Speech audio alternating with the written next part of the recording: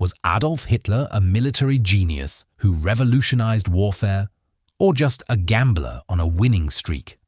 Between 1936 and 1940, Hitler achieved what seemed impossible. He rebuilt Germany's military, reclaimed territory, and conquered most of Europe. All while his generals warned him it couldn't be done. But then, everything collapsed. By 1945, Germany lay in ruins, Hitler was dead in a bunker, and his 1,000-year Reich had lasted just 12 years. So what changed? Was he brilliant at first and then lost his touch? Or was the answer darker than you might imagine? And here's something that will blow your mind. Hitler's greatest victory only happened because a pilot got lost in fog and crashed with the original invasion plans. Here's the problem with judging Hitler's strategic abilities. We have to separate the man from the machine. The German military in 1939 was exceptional.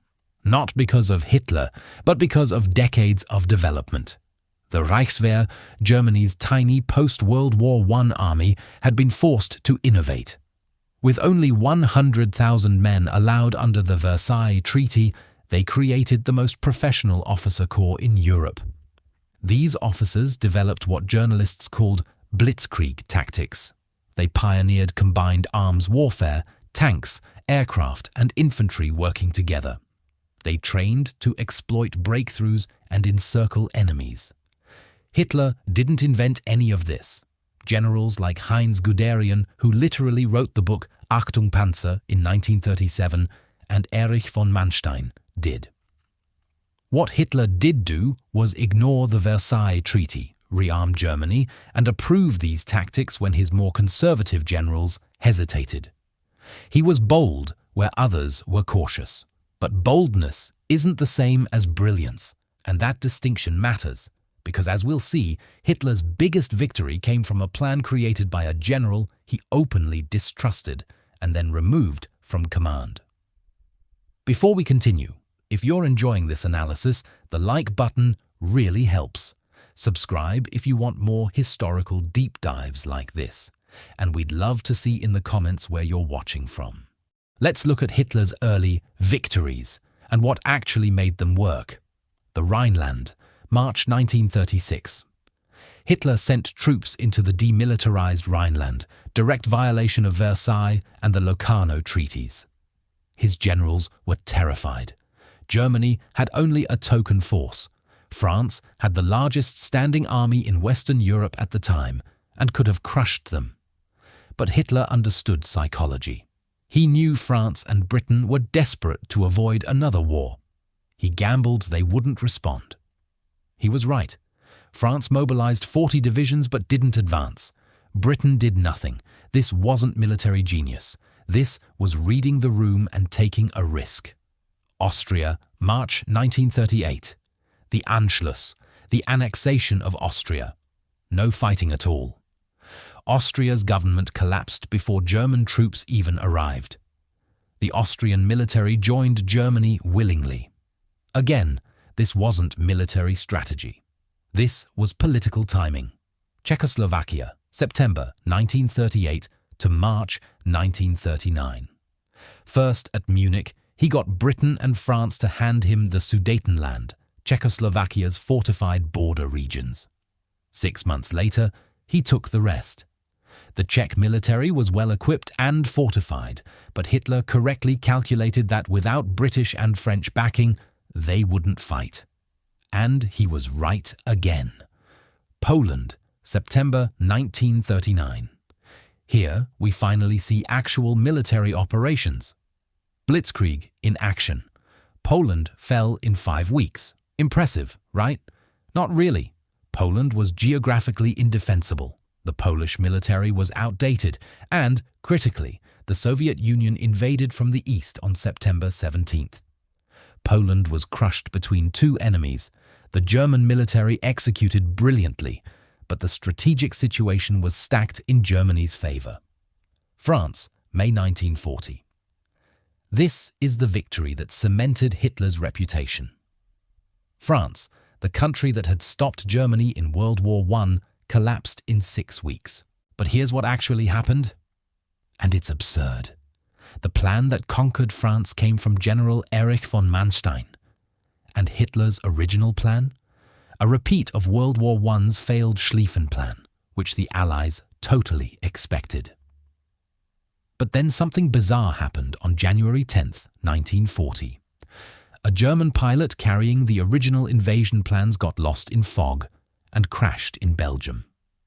The plans fell into Allied hands. This disaster forced Hitler to reconsider everything. And that's when Manstein presented his alternative, the push through the Ardennes forest. On February 17th, 1940, Hitler met Manstein. After hearing the plan, Hitler said, quote, "Certainly an exceptionally clever fellow with great operational gifts, but I don't trust him." Then he approved the plan anyway. But here's the kicker. 3 weeks later, Hitler's staff transferred Manstein to a backwater command out of jealousy. The man who designed Germany's greatest victory played almost no role in the actual battle. Manstein's plan succeeded because French and British commanders assumed a major attack through the Ardennes was impossible. They were wrong. German armor got through, broke the Allied line and cut off the best Allied divisions. Once the breakthrough happened, French command collapsed. The army was beaten as much by shock and poor communications as by German firepower. So let's be clear. Hitler's greatest victory came from a plan he didn't design, created by a general he didn't trust, only adopted because a pilot got lost in fog, and the plan's creator was removed before the battle even started. That's not genius. That's a comedy of errors that somehow worked out.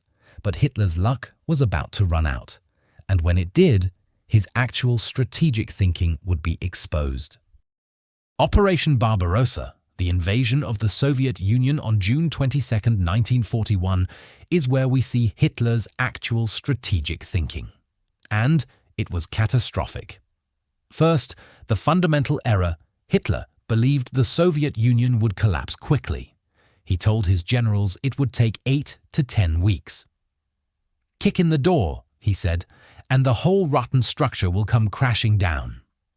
This wasn't intelligence. This was ideology. Hitler's racial theories told him Slavs were inferior, so he assumed the Soviet state was weak. He was wrong. And here's how wrong. German intelligence estimated the Soviets had 200 divisions total, maybe 50 in reserve. By mid-August 1941, the Soviets had brought up 200 fresh divisions, 360 total. Hitler's racism literally blinded German intelligence to reality. They ignored the evidence because it didn't fit their ideology. Second, the plan itself. Germany attacked on a front stretching from the Baltic to the Black Sea, over 1,000 miles. Hitler divided his forces between 3 objectives: Leningrad in the north, Moscow in the center, and the Caucasus oil fields in the south. His generals wanted to concentrate on Moscow, destroy the Soviet government and transportation hub. Hitler refused.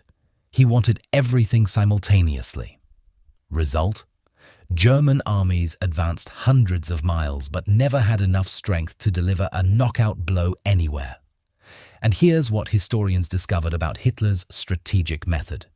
He consistently deployed troops with complete disregard for supply, logistics, and sustainment. Why? Because Hitler never commanded troops in the field. His World War I service was as a dispatch runner. He lacked staff officer experience. He didn't understand logistics. Third, the decision-making. In October 1941, German armies approached Moscow. Then Hitler changed his mind, diverted forces south toward Ukraine. Then changed his mind again, back to Moscow. This wasted crucial weeks. By the time they reached Moscow's outskirts in December, winter had arrived and Soviet reinforcements from Siberia had reached the city. The Germans nearly broke through anyway, purely due to the skill and determination of German soldiers and officers. But they failed. And then came Hitler's most catastrophic order. When Soviet counterattacks in December forced German units to retreat, Hitler issued his stand fast command. No retreats. Hold every position. Sometimes this worked. Often it led to entire armies being surrounded and destroyed. But nowhere was this more catastrophic than Stalingrad. And what happened there shows just how delusional Hitler had become. Stalingrad, 1942–43.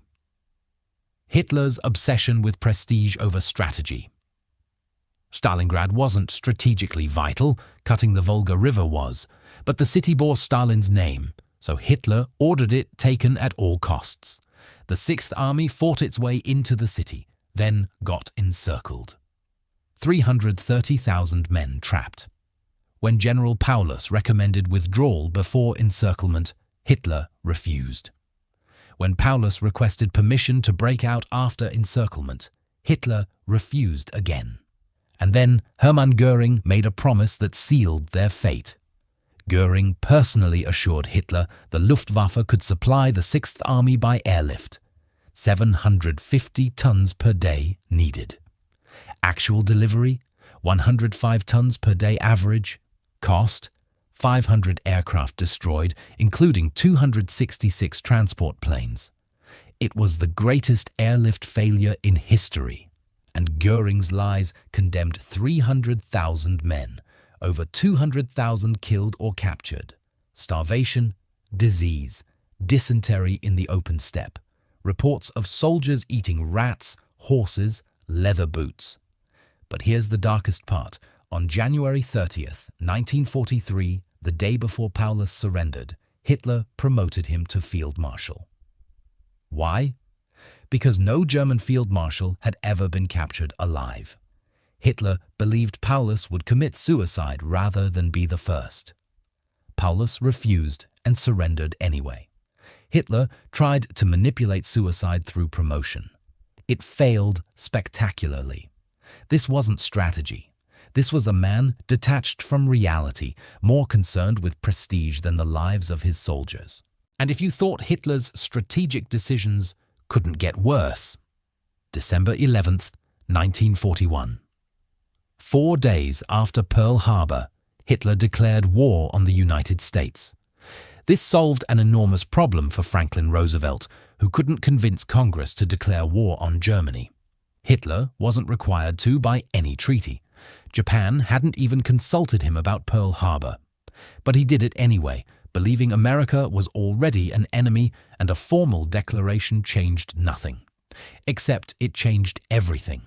It united the American public behind total war and guaranteed American industrial might would be directed at Germany. Historians call it Hitler's single greatest mistake, or most puzzling decision. And just to show how much things changed, in spring 1940, the US Army ranked 20th in the world, one place behind the Dutch Army, with only 245,000 men. By 1945, America was a superpower fielding millions of soldiers across 2 oceans. So what was Hitler? Genius or lucky? The pattern is clear. What Hitler understood: psychology, reading weakness in opponents, timing, when to push and when to wait, boldness, taking risks others wouldn't. What Hitler lacked: realistic assessment of enemy strength, understanding of logistics and supply, flexibility, the ability to adapt when plans failed, the wisdom to listen to professionals. In the late 1930s, Hitler's strengths mattered and his weaknesses didn't. He faced opponents who were divided, war-weary, and desperate to avoid conflict. His gambles paid off. But after 1940, circumstances changed. He faced opponents who wouldn't quit: Britain, then the Soviet Union, then America. His armies were stretched across multiple fronts. Logistics became crucial, industrial capacity became decisive, and suddenly all of Hitler's weaknesses, his ideological blindness, his need for personal control, his refusal to accept reality, became fatal. The truth: Hitler was never a strategic genius. He was a gambler who mistook a winning streak for skill. When he kept winning, it reinforced his belief in his own infallibility. So when circumstances changed and his tactics stopped working, he couldn't adapt. He doubled down instead. And as defeat mounted, Hitler focused on Wunderwaffen, wonder weapons, V-1 and V-2 rockets, jet fighters, science fiction fantasies while losing a real war. He diverted resources from practical defense to chase miracles. By April 22, 1945, even Hitler finally acknowledged it was over. He told his generals, "I have no further orders to give." And millions died because of it. Here's the uncomfortable truth. German generals helped create the Hitler as genius myth after the war. Why?